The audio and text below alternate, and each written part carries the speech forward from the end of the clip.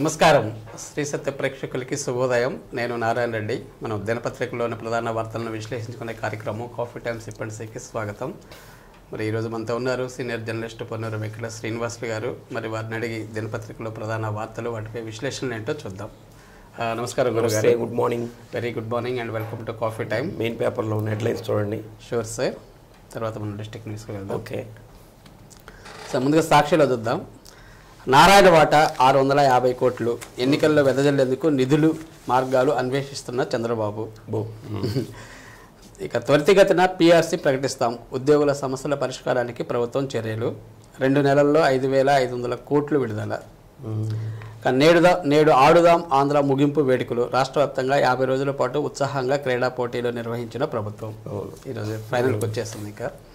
ఇక డిఎస్సి వచ్చేసింది. 6,100 ఉపాధ్యాయ పోస్టులు టీఆర్జీ ద్వారా భర్తీ. సో దానికి వెబ్సైట్ ఇచ్చారు. మార్చి 15 నుంచి 30 వరకు పరీక్షలు, సెలవులు మినహా మిగతా రోజుల్లో 2 విడతల్లో ఆన్లైన్ టెస్టు అని పూర్తి వివరాలు ఇచ్చారు సార్. ఇంకా ఏపీ ఎత్తిపోస్తుంటే ఏం చేశారు?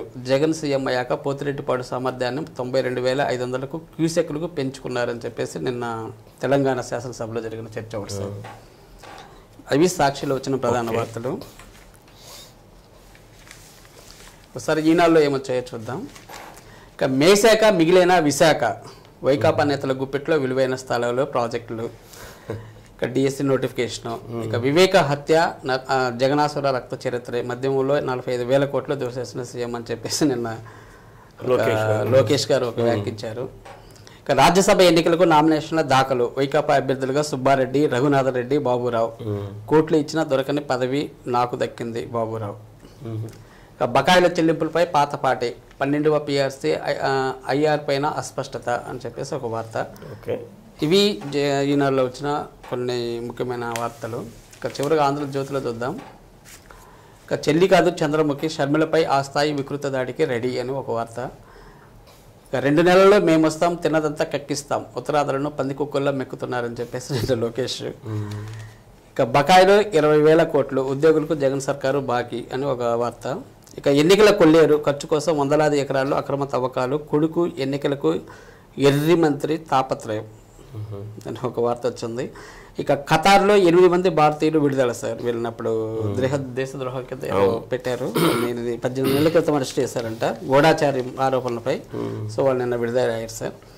ఇవి ప్రధాన వార్తలు సార్ స్టేట్లో. ఓకే, జిల్లాలో ప్రకాశం జిల్లా వార్తలకు వస్తే కొన్ని ముఖ్యమైన వార్తల్లో, శాంతి భద్రతల పరిరక్షణలో రాజీ పడను ఎవరు? జిల్లా ఎస్పీగా పరమేశ్వర్ రెడ్డి గారిని నియమించారు. అయితే అది కొంత డిస్టర్బెన్స్ వల్ల ఒక వారం రోజులు 10 రోజులు వాయిదా పడింది. ఎట్టకేలకి ప్రభుత్వం ఇచ్చినటువంటి జీవో ప్రకారమే జరిగింది. ఇక్కడ ఉన్నటువంటి ఎస్పీ గారు మల్లికా గారిని తిరుపతి బదిలీ చేయటం, అక్కడ ఉన్నటువంటి పరమేశ్వర్ రెడ్డి గారిని మన జిల్లాకు బదిలీ చేయటం జరిగింది. వారు మొన్న రిలీవ్ అయిపోయి వారు వెళ్ళారు. నిన్న సాయంత్రం పరమేశ్వర్ రెడ్డి గారు బాధ్యతలు స్వీకరించారు. బాధ్యతలు స్వీకరించిన తర్వాత వారు మీడియాతో మాట్లాడుతూ శాంతి భద్రతల పరిరక్షణ విషయంలో ఎటువంటి రాజీ పడేటటువంటి ప్రసక్తే లేదు, రాబోయేటటువంటి ఎన్నికలను కూడా నిష్పక్షపాతంగా నిర్వహిస్తాం అన్నటువంటి విషయాన్ని కూడా వారు వ్యక్తం చేయడం జరిగింది. జిల్లాలో ఉన్నటువంటి క్రైమ్ ఏ విధంగా జరుగుతుంది, క్రైమ్ రేట్ ఏ విధంగా ఉంది, వాటిని అన్నింటినీ పరిశీలన చేసి వాటిని తగ్గించేదానికి కూడా కృషి చేస్తాం. ముఖ్యంగా మహిళలకు సంబంధించి జరిగేటటువంటి దాడులు ఉంటాయి, వాటి మీద కూడా ప్రత్యేకమైనటువంటి దృష్టిని సారిస్తామని చెప్పి చెప్పడం. అలాగే రోడ్డు ప్రమాదాలు కూడా మనకి నేషనల్ హైవే మన ఒంగోలు మీద నుంచి వెళ్తుంటుంది కాబట్టి రోడ్డు ప్రమాదాలకి సంబంధించి నివారణకు సంబంధించి ప్రత్యేకమైనటువంటి చర్యలు తీసుకుంటామని కూడా వారు చెప్పడం జరిగింది. అలాగే ట్రాఫిక్ నియంత్రణ కూడా ప్రత్యేకమైనటువంటి దృష్టి పెడతామని కూడా చెప్పారు. మొత్తం మీద శాంతి భద్రతల్లో కట్టడి చేయడంలో ఇక్కడ ఉన్నటువంటి పరిస్థితులన్నీ అవగాహన చేసుకొని వాటి మీద ప్రత్యేకమైన దృష్టి పెట్టి రాబోయేటటువంటి ఎన్నికల్ని నిష్పక్షపాతంగా నిర్వహిస్తామని చెప్పి పరమేశ్వర్ రెడ్డి గారు తెలియజేశారు. ఖచ్చితంగా సార్, తప్పకుండా చేయాలి. అలా ఇక సీఎం చేతుల మీదుగా ఇళ్ల స్థల పట్టాల పంపిణీ ఒంగోలులో ఇది హాట్ టాపిక్. 25,000 పట్టాలు బాలినేని శ్రీనివాసరెడ్డి గారు ఆగమేఘాల మీద పనులు అయితే జరుగుతున్నాయి, పేద ప్రజలకు ఇవ్వాలని. ఇవన్నీ కూడా జరుగుతున్నటువంటి సందర్భంలో ఎన్నికల కోడ్ ఎప్పుడు వస్తుందో కూడా అర్థం కానిటువంటి పరిస్థితి. దీనికి సంబంధించి జిల్లా అధికారులు కూడా రాష్ట్ర ప్రభుత్వం దానికి కావాల్సినటువంటి నిధులు కూడా జిల్లా కలెక్టర్ గారికి ఇవ్వటం, ప్రైవేటు రైతుల దగ్గర భూములు కొనుగోలు చేయటం, వాళ్ళ ఖాతాలు కూడా జమ చేయటం, ఇవన్నీ కూడా జరిగినాయి. అయితే జనరల్గా ఈ ప్రతిపక్షాలు ఇవన్నీ కూడా విమర్శలు చేస్తూ ఉంటాయి కదా, ఆ విమర్శల్ని బాలినేని శ్రీనివాసరెడ్డి గారు కూడా ఖండించడం జరిగింది. నిన్న మనకి వెంగముక్కలపాలెం దగ్గర కొంత భూమిని అక్కడ కొనుగోలు చేశారు. దాన్ని బాలినేని శ్రీనివాసరెడ్డి గారు పరిశీలన చేశారు. పరిశీలన చేసి ఈ రైతులకు కూడా ఇవ్వడం ఇప్పటికే 2000 ఎకరాలకు పైగా స్థలాన్ని సేకరించినట్లు చెప్పారు. దీంట్లో 25,000 మందికి పట్టాలు అయితే ఇవ్వడం ఖాయం. ఈ నెల 25 నుంచి 25వ తేదీ లోపల జగన్మోహన్ రెడ్డి గారు ఒంగోలు వస్తారు. ఒంగోలు వచ్చి ఈ మధ్యకాలంలో వారి చేతుల మీదుగా ఈ పట్టాలు ఇప్పించడం జరుగుతుందని బాలినేని శ్రీనివాసరెడ్డి గారు స్పష్టం చేయడం జరిగింది. ఏ రైతుల దగ్గర కూడా మేము ఒత్తిడి చేసి భూమిని తీసుకోలేదు. ఆ రైతులు కూడా చెప్పినటువంటి వార్తను ఒకటి వేశారు. రైతులు కూడా స్వచ్ఛందంగా భూమిని ఇచ్చామని ఒక ఆయన, కమిషన్లు అంతా మీడియా సృష్టి అని చెప్పి ఇంకొక రైతు చెప్పినటువంటి మాటలు కూడా ఈరోజు ప్రధానంగా వేయటం జరిగింది. ఏదైనా త్వరగా కావాలని కోరుకుందాం సార్. ఎందుకంటే నోటిఫికేషన్ 3rd week లో 2nd week లో 3rd week లో రావడానికి అవకాశం ఉంది అంటే చాలా పని ఉంటుంది. మొత్తం మీద దొరుకుతూ ఉంది. అవును, ప్రాతిపదిక మీద చేస్తున్నారు. అది ఎంతవరకు సఫలీకృతం అవుతుందో చూడాలి. సఫలీకృతం అయితే 25,000 మందికి సొంత పట్టాలు వస్తాయి. Okay sir. ఇక విశ్వసనీయతకు పట్టం ఎవరు? జంకే వెంకటరెడ్డి గారు వైసీపీ జిల్లా అధ్యక్షుడిగా పనిచేస్తున్నారు కదా, వారికి సంబంధించి వారికి స్వచ్ఛందంగానే ఏ పదవి కాంక్షించకుండా గతంలో వైసీపీ తరఫున ఆయన అక్కడ ఎమ్మెల్యేగా గెలిచాడు. మొన్న అంతకుముందు మామూలు గెలిచున్నాడు, దీని మీద కూడా గెలిచున్నాడు. అయితే మొన్న రాజకీయ సమీకరణాలు ఇవన్నీ ఉంటాయి కదా, దాన్ని పరిగణలోకి తీసుకుని కుందూరు నాగార్జున రెడ్డి గారికి అక్కడ సీట్ ఇవ్వడం జరిగింది. అయినా కానీ ఆయన స్వచ్ఛందంగా జగన్మోహన్ రెడ్డి గారి మాటకి విలువనిచ్చి వారికి సపోర్ట్ కూడా చేయడం జరిగింది. మళ్ళీ ఈ సంవత్సరం కూడా ఆయనకి సీట్ లేదు, మార్చారు కదా, అన్న వెంకటరాంబాబు గారిని ఇక్కడికి మార్చారు. కాబట్టి దీన్ని దృష్టిలో పెట్టుకొని కష్టపడి పనిచేస్తున్నాడు. జిల్లా అధ్యక్షుడి బాధ్యతలు కూడా నిర్వర్తిస్తూ అందరినీ కలుపుకొని పోయేటటువంటి మనస్తత్వం, మంచి వ్యక్తిగా గుర్తింపు ఉంది ఆయనకి. అందుకని ఒక 2 సంవత్సరాలు ఉండేటటువంటి స్టేట్ చైర్మన్ పదవిని వారికి ఇవ్వటం జరిగింది. దానికోసం ప్రత్యేక జీవోను కూడా రిలీజ్ చేశారు. Andhra Pradesh industrial infrastructure corporation APIIC చైర్మన్గా వారిని నియమిస్తూ జీవోను కూడా జారీ చేయడం జరిగింది. కాబట్టి అది 2 ఏళ్ల కాలం పదవిలో ఉంటుంది. కాబట్టి నెక్స్ట్ గవర్నమెంట్ కూడా వచ్చింది అనుకోండి, అది కొనసాగడానికి అవకాశం. మంచి వ్యక్తి మారితే అంతే కదా, వాళ్ళకు జీవో ఇస్తారు, కార్పొరేషన్ పదవులు పార్టీకి సంబంధించిన వాళ్ళకి ఇస్తారు. అది జనరల్ గా జరిగేటటువంటి. Okay, 16న మహాసూర్యవందనం sir. 16వ తేదీ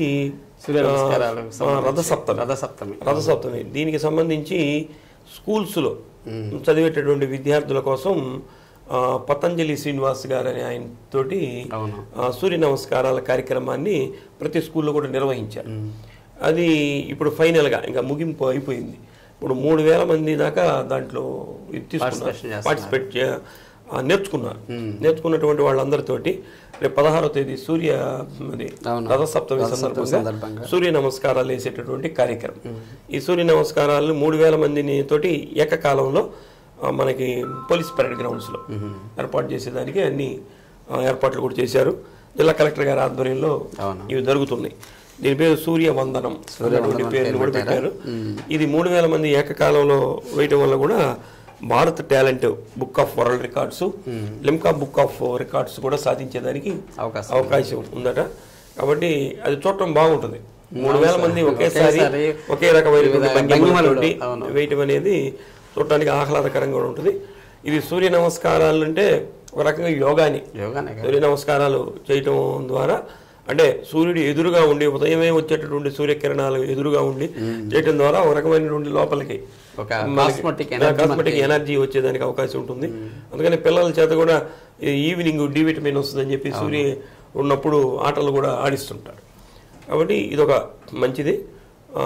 కాబట్టి నేర్చుకున్నటువంటి విద్యార్థులు నిరంతరం చేయడం ద్వారా వాళ్ళకి ఆరోగ్యం కూడా పరిరక్షించేదానికి అవకాశం. తప్పకుండా సార్, చాలా మంచిది సార్. మరో వార్త సార్, శిశు గృహ బాలికలు దత్తత ఎక్కడ జరిగింది, ఇదేంటి? ఒంగోలే. శిశు గృహాలో అంటే అనాథ బాలలు ఉంటారు, అనాథ బాల బాలికలు ఉంటారు కదా, వాళ్ళని కొంతమంది కని వదిలేసి వెళ్ళేటటువంటి వాళ్ళు ఏదో రకమైనటువంటి కారణాలతోటి అనాథలుగా మిగిలిపోయినటువంటి పిల్లలు ఉంటారు. అయితే వాళ్ళని స్త్రీ శిశు సంక్షేమ శాఖ ఆధ్వర్యంలో శిశుగృహ అని చెప్పి నడుపుతున్నారు. దాంట్లో ఏమైందంటే ఈ మధ్య కాలంలో కొంతమంది పిల్లలు లేనటువంటి వాళ్ళు, పిల్లల్ని దత్తు తీసుకోవాలనుకున్నటువంటి వాళ్ళు స్వచ్ఛందంగా అక్కడికి వచ్చి కలెక్టర్కి ఒక రిప్రజెంటేషన్ ఇవ్వాలి. ఇది మామూలుగా ఆశామాషిగా ప్రాసెస్ ఉంది.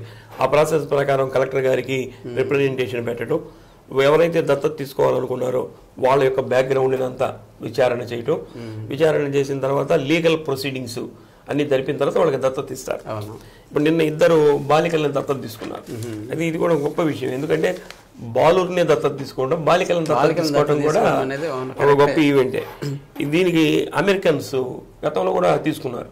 ఇప్పుడు అమెరికన్స్ ఒక ఫ్యామిలీ వచ్చి ఒక బాలికను దత్తత తీసుకున్నారు. అలానే కర్ణాటకలో ఉన్నటువంటి ఒకళ్ళు ఒక బాలికని దత్తత తీసుకున్నారు. అవి అన్ని లీగల్ ప్రొసీడింగ్స్ అన్ని పూర్తయిన తర్వాత నిన్న కలెక్టర్ గారు వాళ్ళకి ఆ దత్తత స్వీకార పత్రాలు వాళ్ళకి ఇవ్వడం, పిల్లల్ని కూడా వాళ్ళకి అప్పచెప్పడం జరిగింది. చిన్న పిల్లలే ఇదిగో చిన్న పిల్లలు అంటే మొత్తం మీద 5-6 ఏళ్ళు లోప పిల్లలు అయినట్టున్నారు. ఈ దత్తత తీసుకునే వాళ్ళు ఏమంటే మైకేల్ లల్లి, అంబల్ లల్లి, వీళ్ళిద్దరు భార్యాభర్తలు, వాళ్ళు దత్తత తీసుకున్నారు. కర్ణాటక చెందినటువంటి అశోక్, సుమిత్ర ఇంకో పాపను దత్తత తీసుకున్నారు. మొత్తం మీద ఇలాంటి కార్యక్రమాలు కూడా మంచిదే సమాజం చాలా సార్. ఎందుకంటే వీళ్ళకి ఎవరో తల్లిదండ్రులు ఎవరో తెలియదు, మళ్ళీ వీళ్ళ తల్లిదండ్రుల దగ్గరికి వెళ్తారనే భయం కూడా వీళ్ళకి ఉండాల్సినటువంటి అవసరం లేదు. కొంతమంది ఏం చేస్తారంటే తెలిసిన వాళ్ళ దగ్గర దత్తత తీసుకుంటారు. కొంతకాలం అయిపోయిన తర్వాత పలాని వాళ్ళు తల్లిదండ్రులు అని తెలిసిన తర్వాత పిల్లవాడైనా వెళ్లేదానికి అవకాశం ఉంటుంది, లేకపోతే వాళ్ళైనా మళ్ళీ ఒత్తిడి చేసే అవకాశం ఉంటుంది. ఇటువంటి దాంట్లో అలాంటివి ఉండవు, అవకాశాలు లేదు. కాబట్టి పిల్లవాడు వాళ్ళ సొంత బిడ్డలాగానే పెరిగేదానికి అవకాశం ఉంటుంది. మంచిది సార్. ఇక హత్య కేసులో నిందితుడికి యావజ్జీవ కారాగార శిక్ష ఎక్కడ జరిగింది? ఇది కందుకూరులో జరిగింది.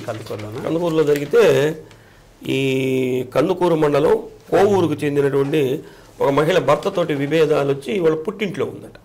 ఆమె వచ్చి పుట్టింట్లో ఉంటే అక్కడ ఇంకొక వ్యక్తి గౌడ పేరు రాజేష్ అని ఆమె మీద కన్నేసాడు. భర్తని వదిలిపెట్టి వచ్చింది కదా అని. ఆమె మంచి ఆమె అయితే ఎవరు కొంతగా వేధింపులు కూడా గురి చేస్తున్నాడు. ఓ రోజు ఎవరు లేరు అన్నటువంటి ఉద్దేశంతో ఆమె మీద భౌతిక దాడికి దిగాడు. ఇది వాళ్ళ ఇంట్లో వాళ్ళందరూ కూడా రావడం, అతన్ని ప్రతిఘటించడం, వాళ్ళ మీద కూడా దాడి చేశాడు. వెంటనే అక్కడ పక్కన రోకల బండి ఉంటే వాళ్ళ నాన్నని, ఈ అమ్మాయి వాళ్ళ నాన్నని కొట్టి ఆయన చనిపోయాడు. అది వెంటనే కేసు బుక్ చేయడం జరిగింది. అది ఇప్పుడు ఫైనల్ హీరింగ్ వచ్చినట్లుంది. అతనికి యావజ్జీవ కారాగార శిక్ష విధించారు. ప్లస్ ఈ ప్రతిఘటించే వాళ్ళ మీద కూడా దాడి చేశాడు కదా, మళ్ళీ వాళ్ళకి మళ్ళీ 3 సంవత్సరాలు. ఇది యావజ్జీవం ప్లస్ 3 సంవత్సరాల అదనంగా. అంటే మొత్తంగా ఇతను ఇంకా బయటకు వచ్చేటటువంటి అవకాశం వచ్చేసరికి ముసలోడు అయిపోతాడు. దేనికోసం అయితే ఇతను అటాక్ చేశాడో ఆ సుఖం లేకుండా పోయింది, దూరం అయిపోయినటువంటి వార్త తెలుస్తుంది. కాబట్టి క్రైమ్ చేసేటటువంటి వాళ్ళు తప్పనిసరిగా ఇప్పుడు తప్పించుకోలేరు. ప్రతి క్రైమ్ కూడా నోట్ అవుద్ది. ఇప్పుడు వచ్చినటువంటి సీసీ కెమెరాల వ్యవస్థ, అత్యాధునిక వ్యవస్థ వచ్చిన తర్వాత ఏ క్రైమ్లో కూడా ఎవరు తప్పించుకునేటువంటి అవకాశం లేదు. ఎక్కడొక చోట క్లూ దొరుకుతుంది. కాబట్టి శిక్షించబడతారు. కాబట్టి క్రైమ్ చేసేవాళ్ళు జాగ్రత్తలు అంటే జాగ్రత్తగా చేయమని కాదు, చేయకుండా మంచి మార్గంలో ఉంటే మంచిది. 10 క్షణాలు ఒకసారి ఎట్లా ఆగితే చాలు. ఇక బాధ్యతలు స్వీకరించిన ఒంగోలు రూరల్ తహసీల్దార్ సార్, అంటే ఒంగోలు తహసీల్దార్ కార్యాలయాన్ని 2గా విభజించారు. ఒక రూరల్ మండలం, అర్బన్ మండలంగా. అయితే ఇంతవరకు రూరల్ మండలానికి ఎవరిని నియమించాల, రూరల్ మండలానికి ఇప్పుడు దాన్ని నియమించారు.